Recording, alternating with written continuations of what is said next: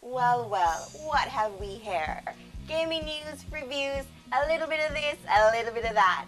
I'm your gamer girl PG, and you've just entered the lab. The Phantom is trying to disappear.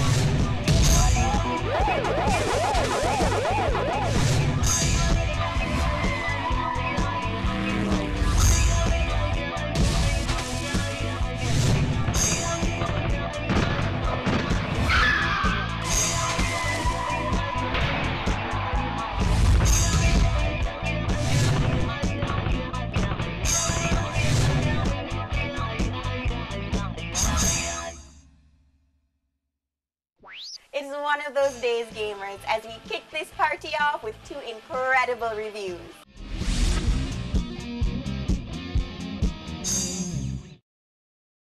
When I say incredible, I mean incredible. This is an old one, but with its sequel on the way and it being the great title that it is, we had to do this.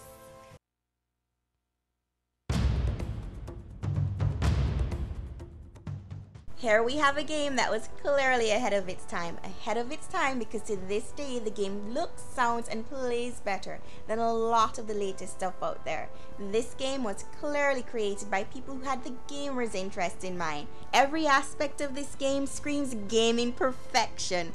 No game is perfect. Not the Halos, not the Call of Duties, not even the games we give a 10. But ever so often we meet upon a game that comes as close as it possibly can. Here's one.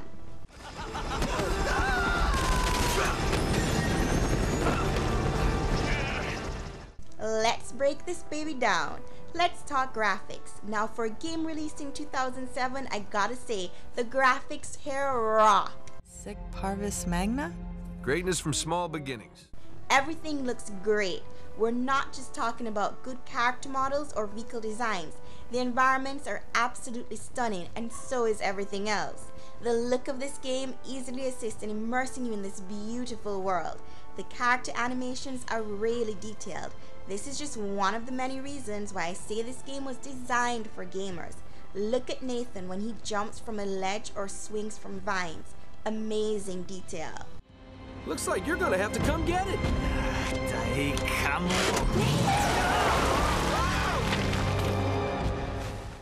Then we have the audio. Well done. The scores are perfect. Helps put you into that whole exploration mode. You know, the Lara Croft Indiana Jones vibe. Are you sure you want to be defiling your ancestors' remains like that? You make it sound so dirty. The voice acting is A-list sounding. I don't know if A-list actors were used, but they sure sound that way.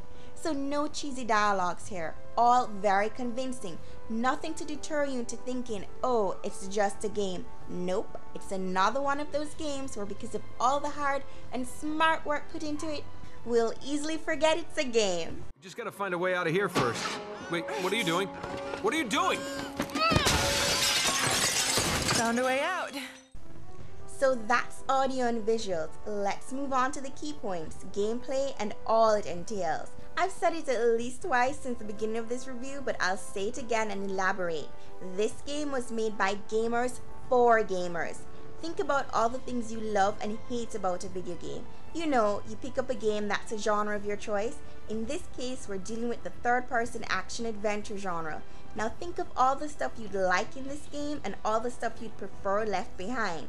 That would have to be Uncharted Drake's Fortune. Let's break it down. The controls. Now the controls, even though standing one side and observing you'd think they were complex, they're very simple.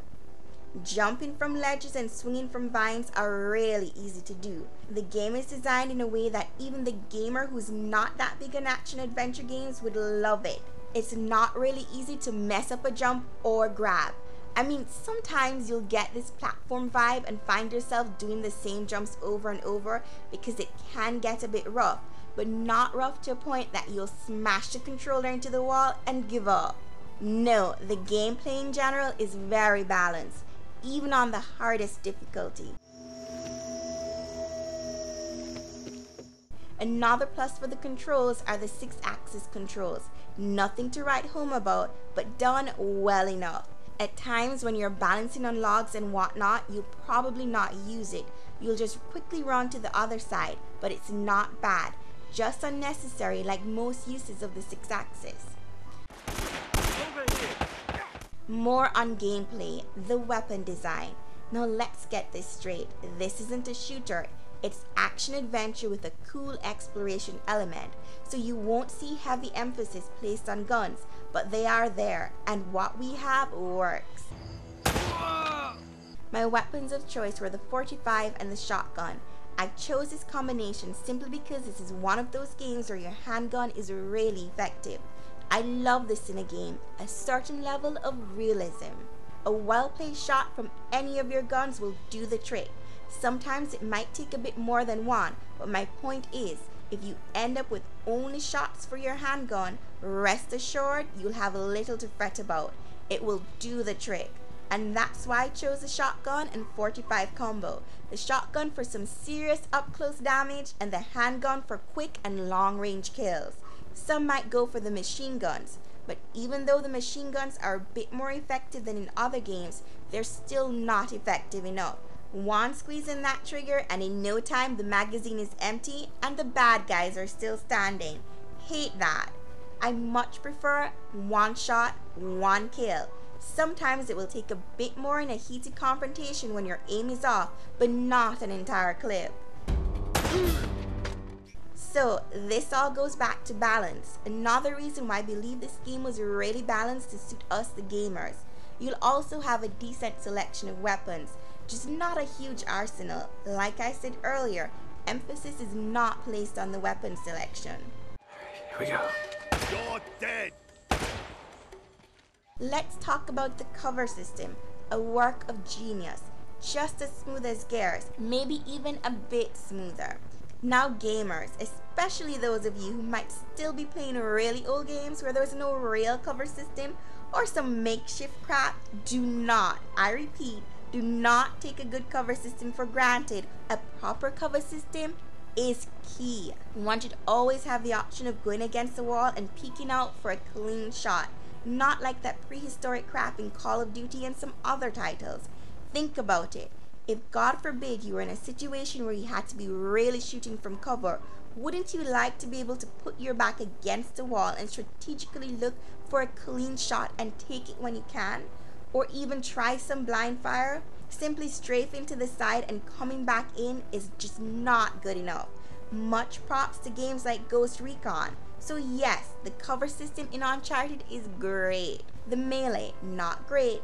Hardly something you'll ever feel the need to use, but it's there and it's not awful. It's just that even though it isn't a hardcore shooter, everyone does pack a gun. So it leaves you asking yourself, do you really want to bring fists to a gunfight? I mean, seriously. Not so tough after all. More on gameplay. You get to do a bit of vehicular combat, not much. At one point you're not even at the helm, but it's all good. Riding the jet ski is quite an experience. It gets a bit rough when going up against the current, but still cool. We're presented with a pretty generous checkpoint system, another feature that adds to the balance and keeps us going without the frustration. Most times you drop out, you'll be put back pretty close to where you expired. The enemy's AI is pretty good, not at all amazing, but they do put up a decent fight. You'll see them peeping out and what have you. I mean, at the end of the day, none are smart enough to not get shot, but they do well enough to enhance the experience. Here's another part of Uncharted that really appeals to me, the exploration puzzle-solving elements. At first, I expected this to be a killer, real overdone and elaborate like Laura's expeditions, but no, Naughty Dog didn't go overboard with the explorer thing.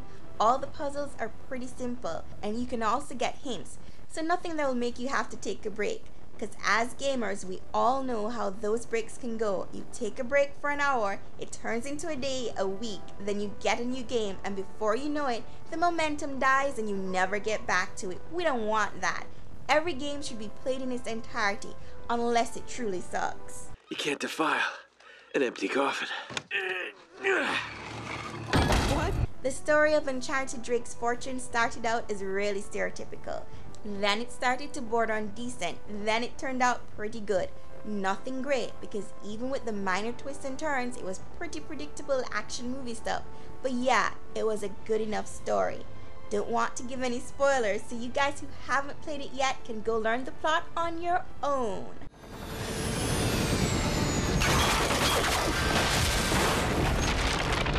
Oh my god.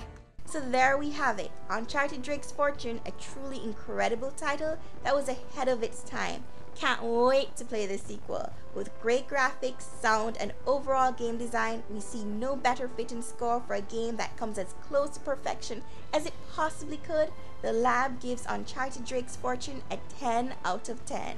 Yeah, that's right.